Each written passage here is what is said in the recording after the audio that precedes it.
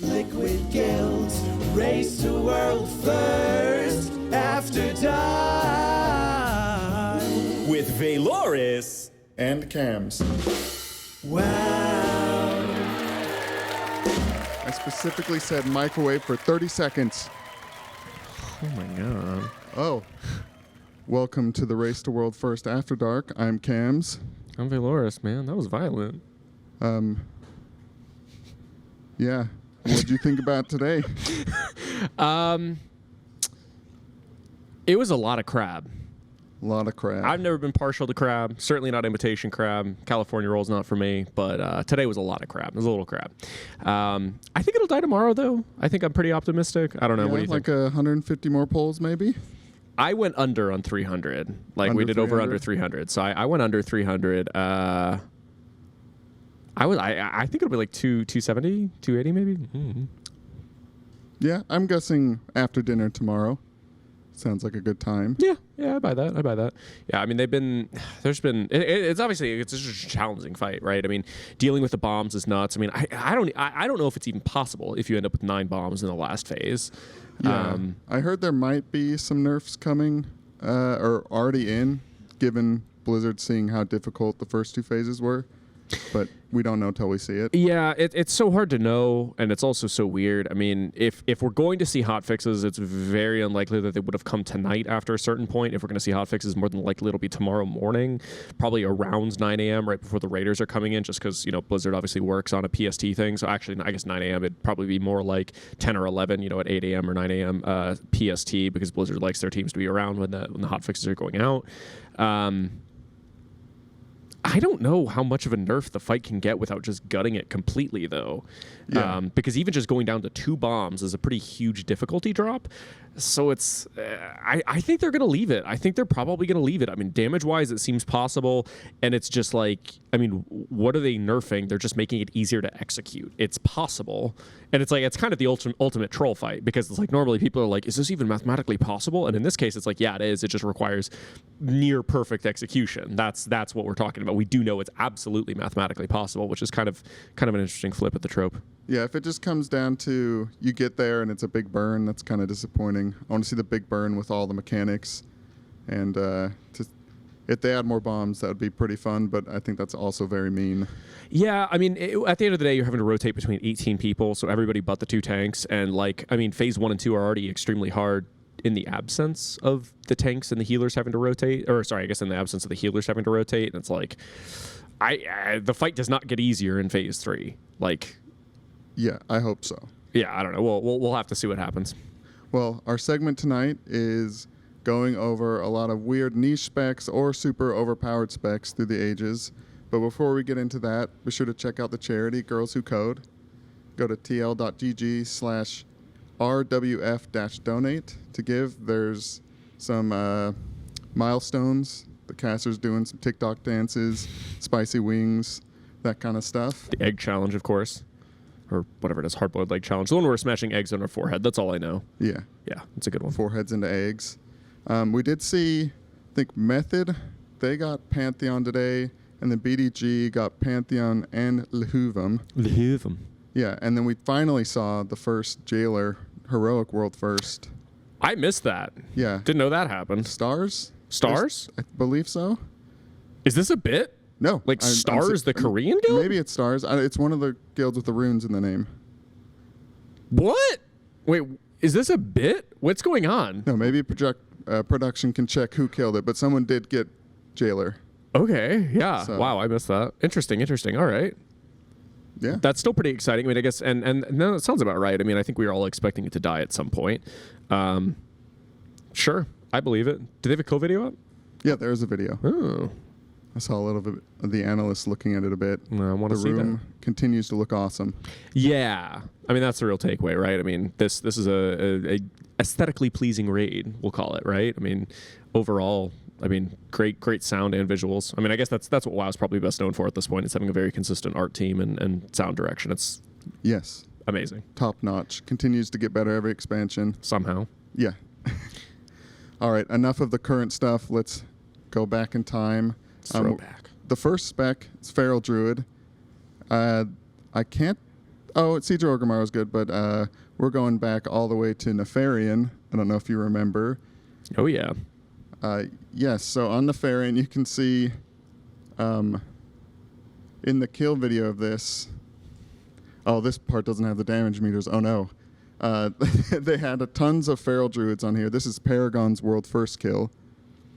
And if I remember correctly, you would get mind controlled, and then you can see them getting mind controlled there, and you would like spam a button, and it would give you a damage increase. And then I think it snapshotted onto the boss, and they had ferals with like green trinkets or like lots of greens on it. It was just anyone who had a druid alt they brought in to kill this. It was very weird. Look at the side of that boss, dude. All the cats going for the scratching. That's hilarious. I mean, it almost looks like back when hunters had like Stampede or whatever. All of those feral druids. It's amazing. That is definitely a pretty crazy bygone era of it. Not only having snapshotting, but also like, I don't want to call it abuse, but like, that's the kind of thing that I feel like gets fixed very quickly in the modern era of raiding, where somebody is like abusing a damage buff in like a kind of weird way, and then I mean, like you actually had dots ticking for more than any other ability in your kit, and it was basically just having to be snapshotted over the course of the entire fight, which is, I guess we'll call it not exactly intended. Nefarian also obviously had that kind of weird thing where you had the Tolbarad resistance trinket, where you'd go and you're wearing a green trinket because of how hard the fight was being carried by snapshotting damage, and it was the only way you could actually realistically be living like the shocks during the intermission. It was a weird fight. Yeah, it's definitely the kind of thing that would get fixed like immediately in the current era. Oh yeah, no, that is gone so fast. It's wild. Yeah, and then I believe we also have a clip of Caesar Orgrimmar, and you can see Liquid's own maximum doing a ton of damage, snapshotting the Rune of Origination. Rune of Origination from Throne of Thunder. Throne of Thunder, yeah. So it's a pretty sweet trinket that would take all of your secondary stats and it would combine them together into an individual stat. So you basically have like 0 mastery, 0 crit, and then 100% haste, or whatever the combination of your mastery, crit, and haste was altogether, which was super cool effect. And obviously like Feral Druids back in Throne and later Siege of Orgrimmar were able to just snapshot ridiculous amounts of mastery. I think it was mastery that they rolled for, right? Yeah, I think so. That sounds right. And their dots, again, just, I mean, almost the exact same thing as Nefarian, really. You'd just be snapshotting huge dots. I think snapshotting is a pretty popular mechanic. I guess I wish they would bring that back. Yeah, people don't know what snapshotting is. You could take your stats, use an ability, pretty much mostly dots, and then the whole duration of the dot would gain the damage from the trinkets. And Mop was very well known for all the snapshotting, and Siege of Orgrimmar and Throne of Thunder had great snapshot trinkets. So it was like just another layer of gameplay to squeeze out more damage. All right, and the next one, making a comeback, Enhanced Shaman. Oh, yeah. We love enhancement shamans. I feel like it's one of the specs that for a while people just like love to hate, where it's had very few instances where it was really like dominant. And I don't know. I think it's just always been kind of considered like a B tier class, like because Feral Druid people I think take kind of seriously. It kind of has that pedigree of having been good during Wrath, but Enhancement Shaman was pretty middling back in vanilla, and then it was like pretty middling through BC. It was never too great in Wrath. Like there weren't a lot of points where it was like ever great for anything besides Turbo Cheese, really up until now. I mean, this is one of the first times in the game's history where you're like legitimately like, yeah, World First Guild should just have shamans in them. Yeah, they popped up in Sanctum Domination, just one. Now they're running 2, and their single target's crazy. They give Wind Fury. It's kind of busted. Yeah, Wind Fury, and of course, I mean, I'll always mention it. Like the movement speed totem is just huge. I mean, that's one of those things. The proliferation of like, because like really movement intensive fights like KJ, and like obviously we're seeing like Halandris, the coordinated like nature of it has just dictated you need a lot of movement speed buffs in your raid, and historically speaking basically the only option for that has been druids. So you're needing to bring some amount of guardian druids like we saw in KJ, or you're bringing boomkins, or you're bringing resto druids, or you just don't have them, or you're settling for kind of a B tier option, which is like one resto shaman dropping a movement speed totem, or are, I guess you have like Windwalker monks giving their 10%, but we actually just see like, you have 2 enhancement shamans in the raid. Like you have 2 movement speed totems. We got 4 boomkins. Like we actually have so much more movement speed in the raid than we have had historically. Yeah, and you can see as strong as they are now, they are not this strong. This is Paragon's world first Imperator Margok, and so I believe the way this worked was the shamans could spread their flame shocks. Yeah. And then when they would fire Nova, all the flame shock targets would fire Nova as well. And there were tons of adds on this fight, especially in the last phase. Yep. It got very crazy, and they did tons of damage. Also, Tectus, throwback to that guy. Oh, yeah. And this was a very weird time for balancing as well. You can just see like the top of the meters, right? Shaman at number 1, and then you have a Blood DK at number 2 and a Prop Paladin at number 3. The damage tuning during High Mall was like exceptionally weird. That was during WoW's first stat squish. Coming from MOP, and also a ton of systems changes and stats changes. We had expertise and hit removed in favor of multi-strike and readiness. No, readiness was only on those trinkets in multi-strike and verse. Yeah, multi-strike and verse. That's what I was thinking of. And yeah, it was a very weird time for balance, and like you said, the damage that enhancement shamans could do in AoE at that point was exponential to the number of targets. So 15 target cleave was a lot. Yeah, and I believe they just nerfed it after that because you can't have something like that going forward. No. I mean, of course, that didn't really help too much because later in WoD, we had some of the most bonkers AoE. Like you had whatever it was, Soul Capacitor, which is a trinket that allowed like rogues to store up damage they dealt and then explode it back out. You had arcane mages just doing like infinity damage with arcane crystal, where they would shoot a crystal that they spawned, and then it would do all of that damage to 8 targets in AoE around them. Like, we'll get to that. Oh, okay, yeah. Sorry, I'm getting ahead of myself here. Yeah. And so keeping on the shamans, go to Elemental, who are kind of having a comeback as well. I think BFA was the first time they kind of found a niche to have. They've been just kind of a caster that's there, not a ton of people. And you can see this is from Pieces Unat, and they have 5. I think one of them is dead or has something on his frame but there were 5 Ellies, I believe. Yeah, that's and a bunch of Warlocks, and they would use them for both funnel damage because you could dot all adds as they came out basically, and it was like the perfect amount of targets for Flame Shock. And then that procced more Lava Burst. It stacked an Azurite power, made your Earth Shocks like really strong. And then on top of that, they would use them to sack a mechanic. That's why this poor guy's dead here.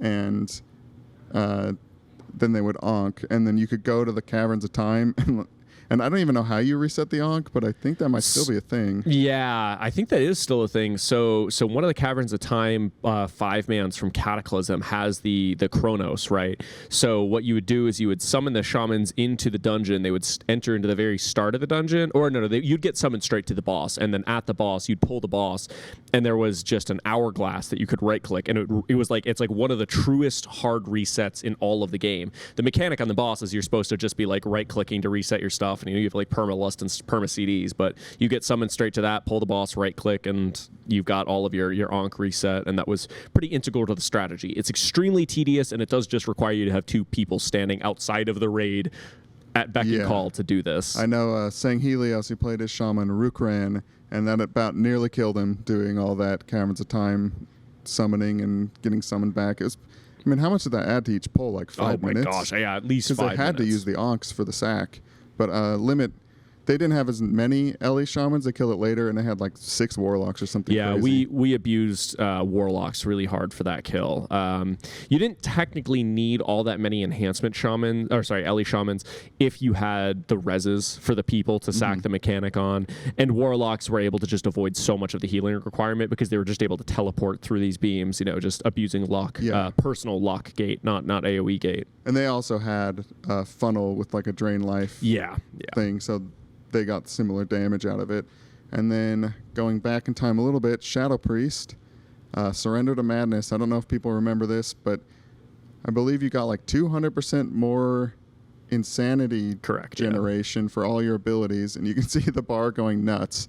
And you could cast while moving, and you'd pretty much pop it near the end of the pole, and I think you could go for like how long was it? Maybe like 90 seconds, 2 minutes if you're insane. Yeah, well, so I think they had their legendary, which I think was a minute and a half cooldown. So I think it was 90 seconds because the ideal was, I think it was getting a 2 Void Torrent legendary, a 2 Void Torrent STM. Yeah. And so, yeah, like, as you can see, I mean, his resources dropping so fast, but he's just generating like infinity. And I think Nighthold is technically post nerf. I think it was only 150% at this point. Yeah. And you could see on the meter, you're starting to pop up. But if you went and looked at logs, like when they popped it, usually at the burns, they were just doing ridiculous damage. Yeah.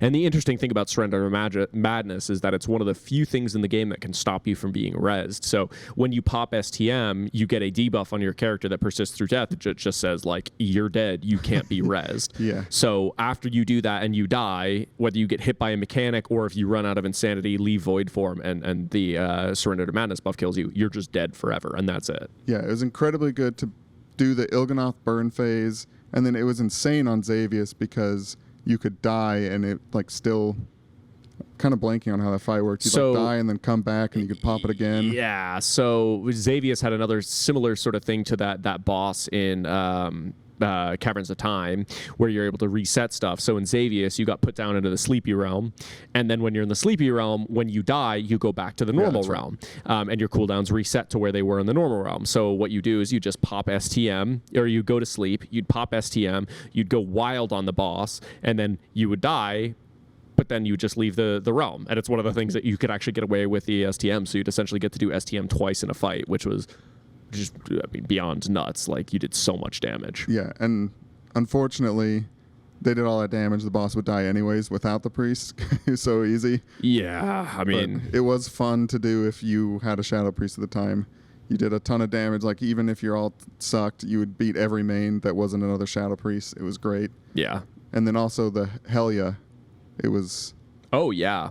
Yeah, very strong for the final phase. It was extremely strong for the final phase, and also brought the Master Spells in Helia, which was that was useful, right? I want to say that was useful. There's MDs on Helia. I think it's been a while. It's been a minute since Helia, and Helia kind of fell between Xavius and Nighthold, so it's like it's a very good boss, but it's kind of forgettable. Yeah, a great boss. Yeah, and then you'd use it in Tomb of Sargeras, but that's like they were refining it down over the expansion. It wasn't as good, but it was still like for the damage window you had it up, you just roasted. Yeah, I mean that ability is like so for this segment I was like looking into the patch notes on that ability. You can go to Wowhead and just look at all the different versions of it in the build, and it's literally like on launch it's 200% insanity, and then it gets nerfed to 150, and then it gets nerfed to 100, and I think it's like 75% now or something like that. But yeah, it's a little different now. You like use it on a target, and if they die, it resets and you don't die, but if they don't, then you die. The insanity generation on that on launch was a little bit high. It's cool ability though, very cool ability. I think most people would look back at that as like a particularly memorable and fun era for Shadow Priest. Yeah, so that's it was for Shadow Priest. We'll go on to Death Knight now, and this one we're getting less into like the insanely overpowered stuff. It's kind of like a lull, but this is an interesting one. Death Knights in Nathria were brought and stacked because they had AMZ, and it was very powerful. You can see one going down there, and you could have one for like probably every one of these knockbacks and like tons of other mechanics through the whole raid, and they did tons of damage. They're a very good place, and they probably don't give DPS this kind of CD very often because of this thing. Yeah, well, it's like one of those weird situations where, I mean, if you give it to one DPS, it causes a ton of problems because it's just so good. And like, yeah, I mean, if a DPS is same DPS as a DK, but doesn't bring that cooldown, why bring another DPS? Yeah. But like also it got taken off of, you know, DK or nerfed severely on DK very quickly. But also DPS Warrior has just had Rally for just like ever. So it's kind of one of those weird like selective memory things where it's like, oh, Death Knight? No, you're not allowed to be good. Whereas Warrior, it's like, no, honey, you're fine. You're going to be great forever. You'll always have Rally. I'm a big believer of the MOP model where everybody's got cool stuff they can do. You know, you had essentially the same ability across 3 classes with Vampiric Embrace, Nature's Vigil, and it's not Ancestral Guidance. Whatever the Shaman was, which was just just like Astral Vigor. Astral Vigor. No, wait, that's the healing thing. Yeah, it's something. It doesn't matter. When you deal damage, you heal your allies. Like that's it. And you had 3 classes having that, and like great, you have utility on all 3 of those people. You know, DK having AMZ is not such a problem if rogues also have DR Smoke Bomb. You know, it's like it's nice when you've got options, but you know. Yeah, this is back in MoP. Everyone had something. When you call out cooldowns, it was like, okay, this is VE, Smoke Bomb, Barrier, blah, blah, blah. It was just like a crazy list, and I think it caused a lot of lag too, especially the like damage and heal back with so many things. Oh yeah, with because so for each damage event, and this is back when you had smart healing too, which if you missed, that's a whole other thing. Man, we should actually probably do a segment on smart healing at some point. Smart healing's wild. I actually didn't know it ever went away. That's how little I know about healing. Oh my gosh, yeah, no. So smart healing was a thing back in MoP, and basically, and it's still somewhat present in the game, but not nearly as much as it was. Basically, like any ability that like targeted would target incredibly intelligently to who it would do the most healing to. And so a lot of abilities that abuse that, like Atonement or whatever, were really, really, really good. It broke the game in a lot of different ways. And that was one of those things that every single time you did an instance of damage, the game would be calculating not only how much of that damage, and so you're thinking every dot tick, not only how much damage was dealt, how much healing is done, but it would split that up intelligently amongst everybody in your raid to not do overhealing. And so like there's just a lot of complications that go into that calculation. It reminds me a little bit of like completely different game, I know, bear with me though, like Diablo 3 and area damage, you know, like where when you're doing these, you know, super huge greater rifts or whatever, you know, you just like actually lag the game because the area damage calculation happens so many times per second. Yeah, I was going to bring up, like in WoW, it's kind of similar to how like the AoE cap is now, where you just kind of had to know which heals were smart healing, because not everything was, and so like now you have to know like which thing is AoE capped, which isn't, and so, or is AoE cap fully gone? You just have to know, like you said. I think some abilities don't have AoE caps, some do. Like it's, I think it's mostly here. I'm sure chat is screaming right now. We can't see chat on the night show, but I'm sure people are screaming about there's a lot of who spells. does and doesn't. Yeah, there are a lot of spells in World of Warcraft. Spoiler alert. Yeah. And before we moved from Death Knight, they used to be like, I remember AMS soaking was like a thing that was done a lot. It's not really as much anymore, but you just like negate mechanics with AMS. AMZ. Oh no, AMS. Shield. Yeah. Sorry, you're right. Yeah, AMS. The shell. Shell obviously being unique in that it makes you immune to magic effects and absorbs magic damage. So anything that like it tries to apply a debuff to you via a non-physical or I think it's non-physical source. Yeah, would just get blocked. So it's similar to an immune, but obviously AMS is like on a 45-second cooldown. So very good. Actually, kind of an interesting time that was good was Archimond. Archimond obviously being super, super important for immunities, and a well-timed AMS could actually do that. DK was not very good that tier, but... Yeah, a lot of like mechanics coming, and then you just see all the DK's AMS to pre-do it. And then recently Zymox, they could like go over the traps. Oh, yeah. Good example. Yeah, but, for sure. I feel like it used to happen a ton and not as much anymore. I think they got slightly smarter about it because, I mean, any time that AMS is good, it also means that an immunity is good, and that's something they tried to work away from. Is just like, hey, there's a soak mechanic. I guess we'll just have an immune or run over it. You know, that kind of gets... Well, I needless to say, that did get old. Acting like that didn't happen. I mean, that's kind of what like TOS and all of that came down to. Is just like, hey, have a bunch of immunities, guy. Like, yes. Speaking of TOS, pre-doing things, similar vein, Cloak of Shadows, Rogue. Oh, yeah. Yeah, so... I'm thinking back to KJ and Fallen Avatar. That was kind of the most degenerate rogue soaking time that there was, because they can feint, which reduces their like AoE damage taken. They can cloak, and you can see how many rogues they're running here. They could just have one rogue per soak, and I think you're supposed to have like 2 or 3 normal people in there. Yeah, and it also helped a ton on the KJ soaks. Yeah, they could split a soak with somebody with just feint, or they could solo it with Crimson Vial plus feint.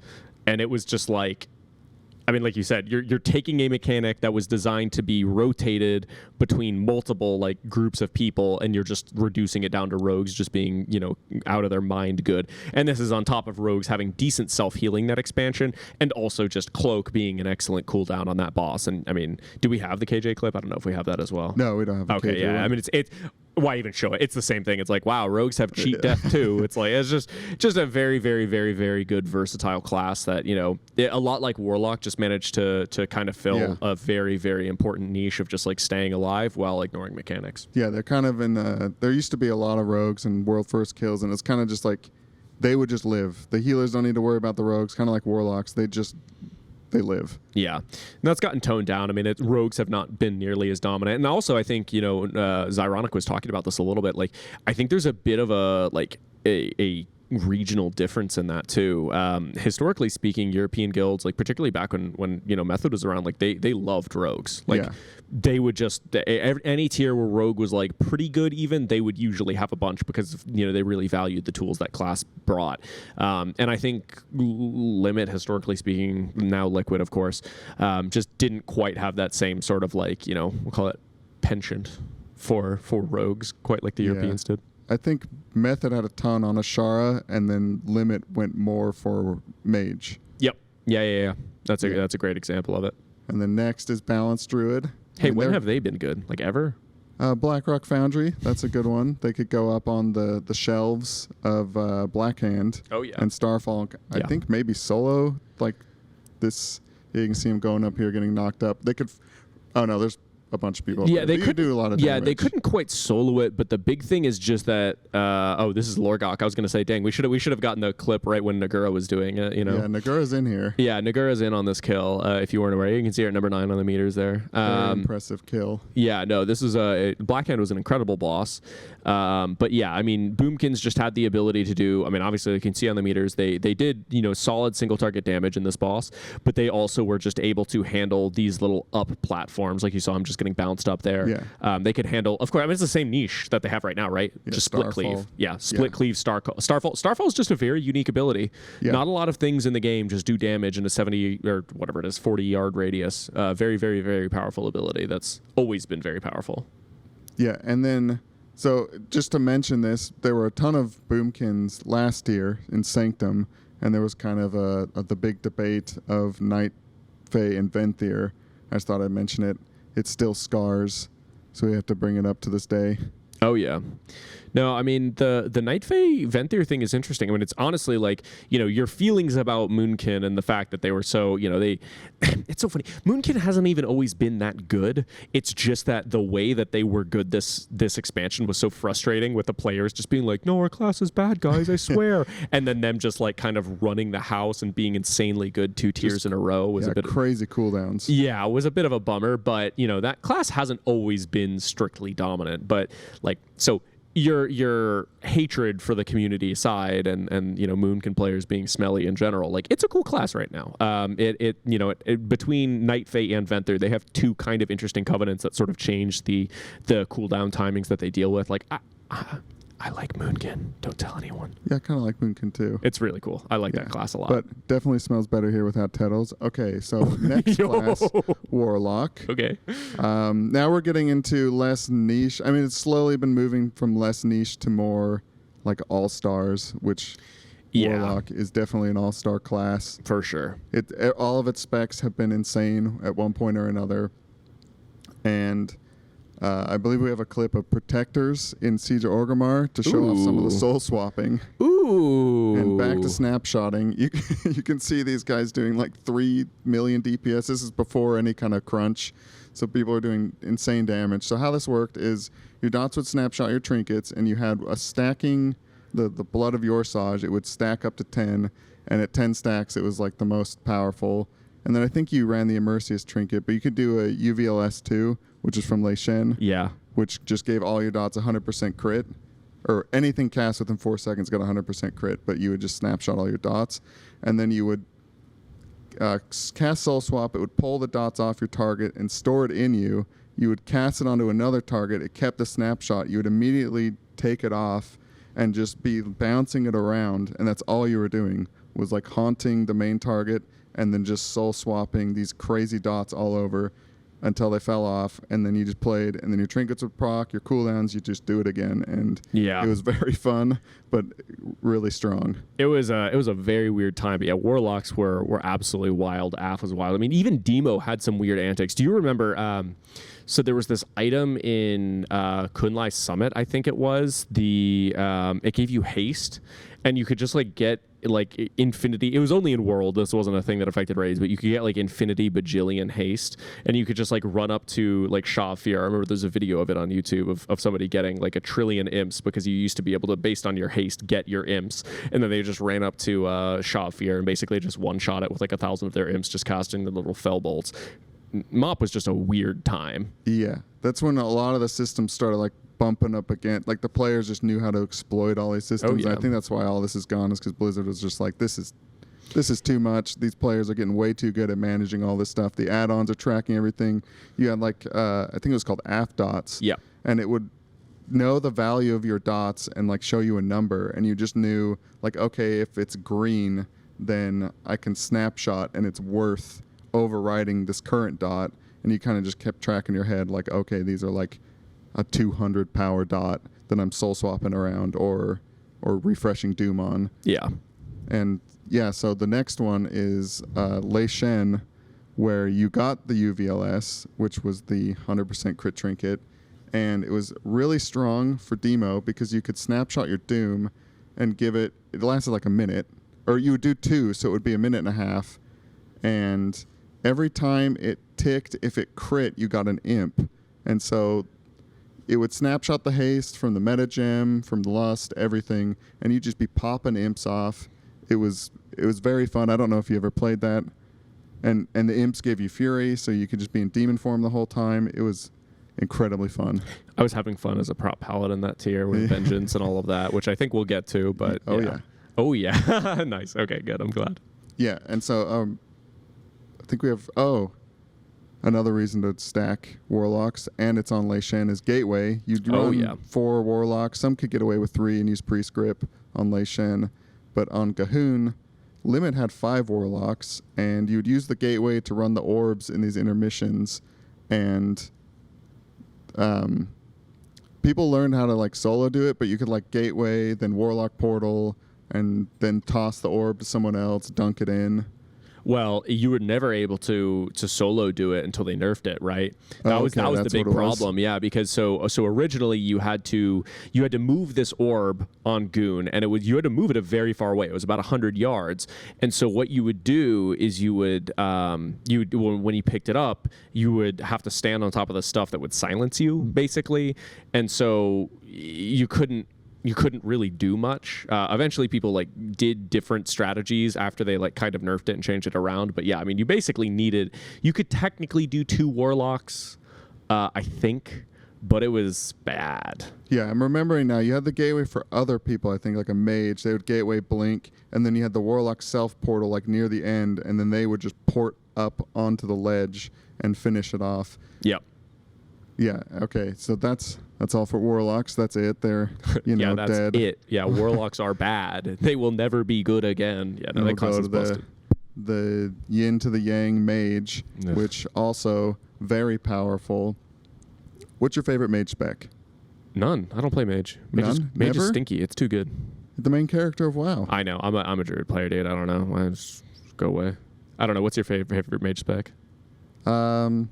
It used to be fire, but that's kind of getting old at this point. It's been so strong for so long. I miss some of the old terrible arcane. for you. I'm so sorry. Yeah, they're all-stars, immunity, incredibly mobile. I mean, if you've been watching Halandris fired up, just blinking everywhere, alter time, you pretty much can't die. You've got to cheat death, immunity. Yeah, I mean, Blink, Shimmer, those 2 things. I mean, Shimmer is unto itself a pretty incredible thing. 2-minute burst window is incredible. Like, generally, that's kind of the thing. I mean, ideally, 1 minute is the best, but usually 2 minute is where you hit that, like, very powerful, it's infrequent enough. They let it be very powerful. And, yeah, Fire Mage has just benefited from that so much. And it's also notoriously one of the best scaling specs in the game. So it's like clockwork. Near the end of the expansion, Fire Mage is just ridiculous. I mean, you start to get to the outrageous crit haste mastery levels, and I mean, that class just toggles in a way that few other classes and specs do. But back in the day, there were a lot of fights you'd like play Fire for Cleave, Arcane for AoE, and one of the best times for Arcane Mage was Spine of Deathwing, when you would have the legendary staff, Terragosa's something or other, which would like duplicate spell casts, and doing that on Arcane, because their spells cost so much mana, when you were blasting, you just, a free crazy amount of Yes, this damage. is actually the FPS they were rating at, by the way. And the world first for this is a 10-man, but in the 25-man, they had like 6 or 7 Arcane Mages, and you would get the Sinestra Trinket, which reduced the mana of your cast, and the staff to make you do more damage. They had to burn these tendrils down. Also a great rogue fight, Subtlety? Subity Rogue. Yeah, they had the daggers for progress too, right? Oh, did they? You could get it for... You could, I mean, if you weren't like a world first guild, yeah, you had daggers pretty quickly into that tier. Yeah, I was in a little 10-man. I think it took a while, but... Oh, yeah. If you were in a gimpy 10-man, for sure. That was when 10 and 25-man were sort of equal. 10-man just got like way worse drops on like everything, including legendary materials. So like it just took you longer in a 10-man because you were just second-class citizens. I'm not bitter about that or anything still, because that would be ridiculous, but I do think it was like a little unfair the way that 10-man was just treated really poorly by Blizzard for 2 whole expansions. But that's fine. That's like I don't think about that anymore or anything. It was fun. Like I was in a more casual guild with friends. I was the little raid leader, and seeing the raid leading now, I was very bad. I think we've selfish all had raid that leader. Moment. Yeah, where it's like. Speaking of legendaries and Arcane Mage, HFC, you remember that? We're talking about the Crystal. Yeah. Do you remember the speed kills, the Iron Reavers? Yeah. So this video starts on the pole, by the way. This whole video is the kill of this boss, and you can see all these mages shooting this crystal. A mythic mode boss. Yeah, this is a mythic boss. And yeah, there it goes. Like 12 seconds or something like that was the fastest kill. That was a mythic boss kill. I mean, and to be fair, this was like, so basically you got a ring that it increased the damage of everybody in your raid when it was activated. Like if I activated it and I was a DPS, I would also activate the Kams ring, and we'd both have that effect active. And it would snapshot, like it was a ridiculous, we would do more damage, and then also it would snapshot more damage. And at the end of that, the person who activated it, in this example me, I would pulse out all of that damage and deal some portion of that damage back out to the targets. And like, you're killing bosses in 12 seconds is that. Yeah, and then what made Arcane Mage there, I mean, they just did tons of damage, but this was the time of RPPM trinkets, so the trinkets were just like guaranteed proc on the pole. You drop your crystal, and there was a trinket from Manaroth called the Prophecy of Fear, POF, I think it's Prophecy of Fear, and it would debuff the target, and every attack made the target like pulse out an AoE, and that counted every single missile, and so it would proc either onto the boss or onto the crystal, and then you had to decide which one you're going to be arcane missiling, and then it would, if you got it to proc, I'm trying to think if it was better to proc on the crystal or the boss. I think the crystal. I don't remember. I didn't play Arcane Mage, but there was a lot of feedback of degenerate. Like there were like 3 or 4 different things you were doing to make Arcane Mage toggled quite as hard as it was in that instance. It was nuts. I mean, I want to say that's probably the most ridiculous. Like that's like Diablo tier scaling, where it's like this kill. It's like a 6-minute boss normally, and then it's like by the end of the tier, you're killing it in 18 seconds. It's like. I don't think there are examples in WoW that look anything like what we got in HFC in terms of power. A long tier for farm, but at least months. It was weird and quick. At least it was weird. I'll give it that. HFC was definitely weird. I mean, if it was a shorter tier, it'd probably be thought of quite well. I mean, it really was a good tier. It's just 13 months is a very long time to farm a single instance. Yeah, the ring kind of blessed it as weird of a thing as it was. Yeah. And so next, not weird, Fire Mage. This is kind of, I guess, I don't know who coined the phrase main character of WoW, main spec of WoW, but you can see here, Corruption. This is probably when Fire Mage was the most insane because they scaled so well with the Mastery Corruption. Yep. And you can see them all there. And they were especially good because the Ignite just spreads onto whatever. So these other ads spawning, the ignite just spread onto them. It was just free, crazy damage. And the ignite scales with your mastery. So the corruption buffed your cleave even more. Yeah. I mean, that was wild, and that was a particularly nuts tier because of corruption. Obviously, you were able to just like you could go get these tertiary stats for 12% secondary stat, which added up just a lot on the gear. So I mean, like I know Fired Up pretty notoriously had just like equipped 12% corruption legs right before that pull. Yeah. That they got world first, and he was like, or was it Eric? Eric, it was somebody. Somebody it got was the pants. it was yeah. Somebody got the pants, and they were like 6 million gold or something. Yeah, I think someone in Twitch chat was like, "I've got the pants. I've got the pants. I've got the corruption." Yeah, because it was kind of rare to get corruption like that. They had to roll like I don't know how many times to actually pick that number. It was like a Diablo style roll table where. I don't want to get into it, but yeah, it was a nightmare. The odds of seeing a specific piece with a specific corruption were outrageously low. Like, I mean, well, people always used to talk about it. We talked about it a lot. So there's like gushing blood, right? And the way the affixes rolled on it, it was like stupendously like 1 in 40 to roll on an item or something like that. It was a very weird tier. Very, very weird tier. Yeah, and Fire Mage's expansion also good on Ashara for a similar reason. Like we mentioned before, Method used a bunch of rogues to burst down the first sister. Limit used Fire Mages. You could combust. It would cleave onto the boss. It was a lot of free damage. And you could pretty much... I think we sent some of the raid to damage 1 early just because you could have the mages stay there, blink across the line later, and just finish off the first sister. I forget her name, even though it should be burned into my brain. One of them has Venom in their name. I think. I believe you're right. Nice. Venom Lady. Venom Lady. Now we're moving on to your expertise area. Let's go, dude. Tanks. There are a few things in the world that make me more passionate about. What clips do we have for tanking? We've got a Raw Den. Let's go. Raw Den. Hit me. Dude, there is nothing that gets me more passionate in the world than Vengeance tanking. So Vengeance let your incoming damage turn into attack power. So all of your abilities had crazy low ratios, but you got to do like infinity damage. Look at that beast. Guy on the top of the healer meter and the damage meter is a tank. Yeah. So Prop Paladins got to uniquely abuse this because not only did, every tank did a boatload of damage. I think technically monks did more damage because of the min-maxing they could do with stagger. But you see Trekkie up there at the top doing, close to 100k HPS because this is MoP. The number's out of control. They had a glyph called Battle Healer. And Battle Healer let them, Paladins used to have Seal of Insight, so on auto attack they would do healing. And this is another smart healing thing. Glyph of the Battle Healer would let your Seal of Insight heal members of your raid. So you have like a billion quadrillion attack power turning into healing on yourself, which then also healed a member of your raid on every auto swing.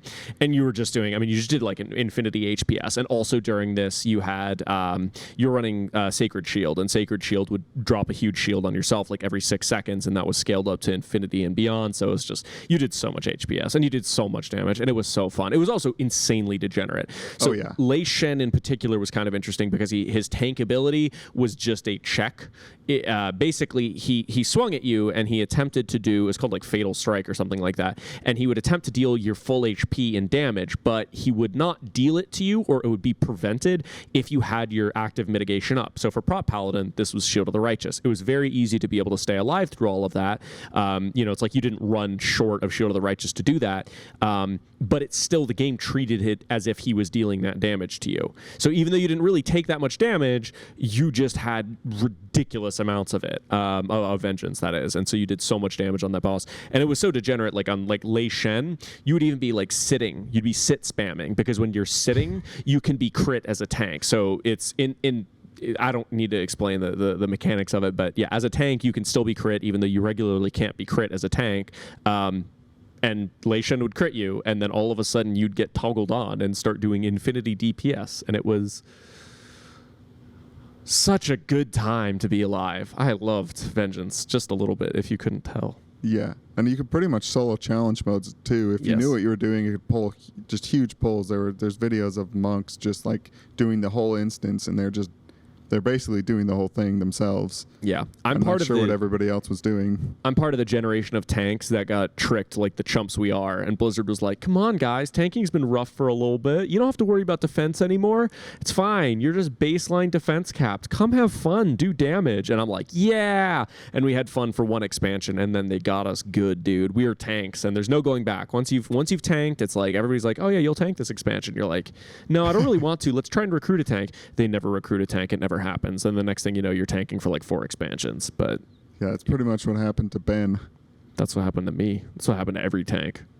There's no tank that's not their story. They're like, yeah, I originally tanked, but then I don't know, I had to tank one tier, and then I don't know. Sorry, Twisted. Poor guy. He's never getting out. Yeah, there's only one way out. Yeah, it's over. Yeah, you quit. Yeah, it's over. Although I guess we are talking about Ben. Ben did it. Ben chatted his way out of being a tank. Ben's the anomaly there. Yeah, he's so insane he can pull that kind of maneuver where he just says, I'm playing DPS and there's nothing you can do to stop me. Yeah, I'm playing DPS. That's what I imagined he did. Yeah, I'm playing DPS in this guild, and you're going to figure it out. I don't know. I'm showing up as a DPS next week. Good luck. Like, and that's it. He just zoned into the raid as Fury and was like, stop me. Yeah. I will taunt the boss if there's not a second tank in the raid. And so another weird thing about tanks, I don't really find a way to have like a good clip of this, but the Dragon Soul tier sets were very unique, and I knew you wanted to talk about those. Yes. Yeah, dude. I just one thing that I've noticed about what I like the most in WoW is like when classes kind of get to blur the lines between what they're doing. So like I love when boomkins and elemental shamans and even now when shadow priests kind of get to roleplay a little bit as a healer, and they get to do some off healing stuff. I've always loved prop paladin when you're able to do like off healing for your tank or for your other tank or just for people in your raid group. All of those things are super, super fun. Or like when we had like Glyph of Dark Apotheosis for Warlock, where you kind of get to do some like weird off-tanking shenanigans, or healers trying to maximize DPS. Like I think that stuff's sweet. And one of the coolest things we got to see, I think, during like from tier sets was during Dragon Soul. So this is the end of the expansion. Classes are like kind of hitting the pinnacle of power. So they give you these sweet 4 sets as tanks that basically turn your major cooldown into a raid cooldown. So you pop your ability, and everybody in whatever radius also gets affected by it. So for Guardian Druids, you were able to put Frenzied Regen on your raid, and you were able to just heal everybody a ton. For Warriors, you're able to do Shield Wall. I don't even remember what Blood DK was. I want to say it's Vamp Blood. I think you got to do like kind of like a weird pseudo rally kind of thing, and increase their healing taken. Like it was just a weird set bonus, and it was so cool. I'd like to see more sets like that in the future. Yeah, totally. No, it's that kind of thing is really game bending. Really, like that's the kind of thing that like it lets you drop healers. That's the kind of thing that lets you bring more tanks or whatever. Like you get to do some weird stuff when classes get that level of flexibility, which is sometimes good, sometimes bad. I know the pros and cons of this. When the game gets so like wibbly wobbly, with the class roles, like that definitely introduces some fundamental games. But like for one patch at a time, it can introduce some very cool gameplay that you get to do. I like that. Yeah, and that's also the kind of thing that gets your guild banned by spamming LFR. Oops. All right, and we've got another clip of tank stuff. It's more recent, and it is of Ben. He was Lighty back then. And this is him solo tanking Zakul. I thought I'd throw this in there as like a way to talk about solo tanking, like I guess breaking the 2-tank mold on different fights. And this is actually a fight where Max was tanking, and he's like, I don't need to be in here. I'm just going to watch the stream and be a raid leader. Yeah.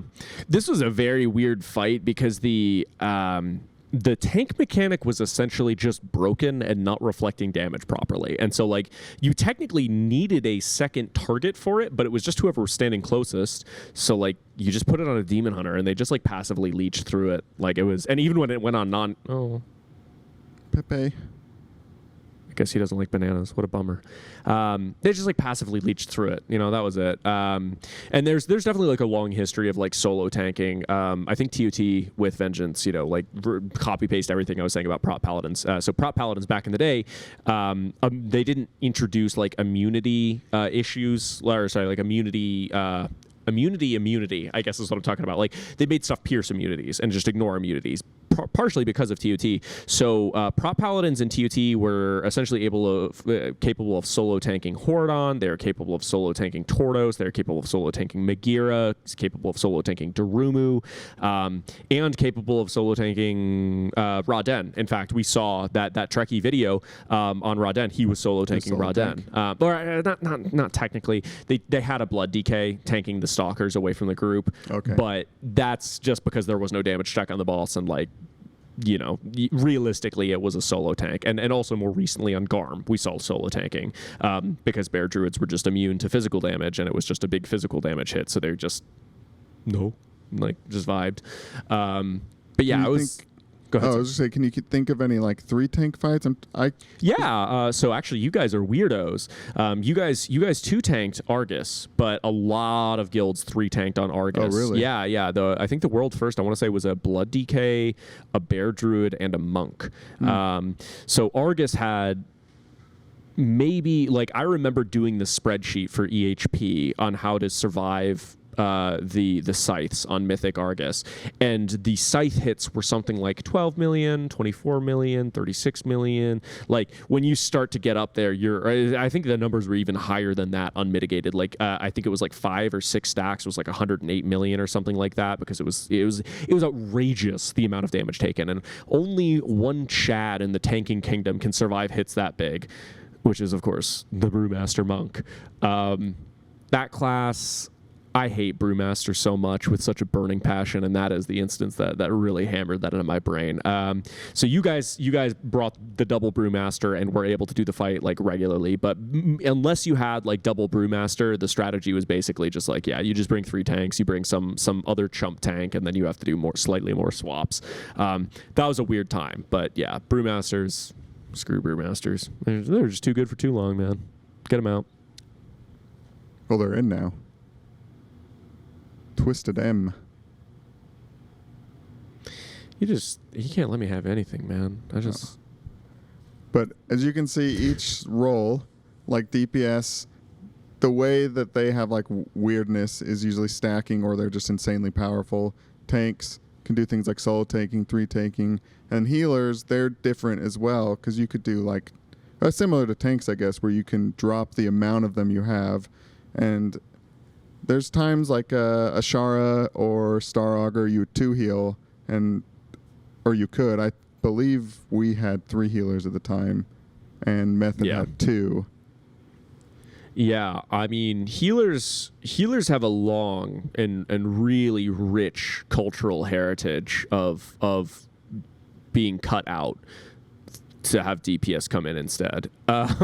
So yeah, Star Augur is an excellent example of that. Obviously, like probably one of the most difficult damage checks in recent history, which is saying something, because, you know, there's a lot of difficult damage checks, but that was one where it was like, yeah, I mean, you had to 2 heal, and that fight was literally impossible unless you 2 healed. Also, Grand Magistrix Elisand was also a 2 heal, and that was a difficult 2 heal. That was wild. That was a Serenity only, I believe, before the nerf. That was a wacky one. And then, I mean, I think Elisand, or not Elisand, you said it, Ashara is a good example as well. I think my favorite examples of this, though, are going back to Mop in 10-man. You know, in 10-man, you obviously see solo heal a little bit more than in a 20 or 25-man, you know, just due to action economy stuff. But you actually saw the world first 10-man of Garrosh was I think it was a 2 tank, but it was a 1 heal. You know, for a world first on an end boss, which is a pretty incredible. And that fight was actually soloable by either Holy or Disc, which was pretty insane. It was a very, I mean, I keep saying this about mod, but it was a very weird time for the game. It was very fun. Yeah, I believe that was Paragon. I remember watching the video, and I think there was like a rainbow Caspar or something like that. Yes, Jazoon, the Holy Priest. Yeah, no, he has the goofy. I mean, I'm gonna go ahead and pitch you the kill video. Yes, you can go check out. Let's see, for Holy, you can go watch Paragon. They have their kill video, which is a Holy Priest soloing it, and then also Divinity, which is a US guild, and they had a Disc Priest solo heal that boss. Both of which are pretty wild. Jazoon, though, he had the Rainbow Dash Weakara, which is pretty notorious. I think you could see that in like 3 or 4 of their world firsts too. It's Yeah, it's an interesting UI for a world first raider, but it works. I can't argue that it's interesting or that it works. I'll leave it at that. We'll leave it at that. Yeah, and so for healers, like that's kind of it. Other than recently, that's been like their meta has been very set of like double disc, double pally, maybe a shaman in there for one of them or as a fifth healer. But Blizzard's doing like a way better job recently of like giving healers jobs to do that's not just nameplate or name frame minigame topping up. They're giving them ads to heal. They're giving them I guess a lot of ads to heal.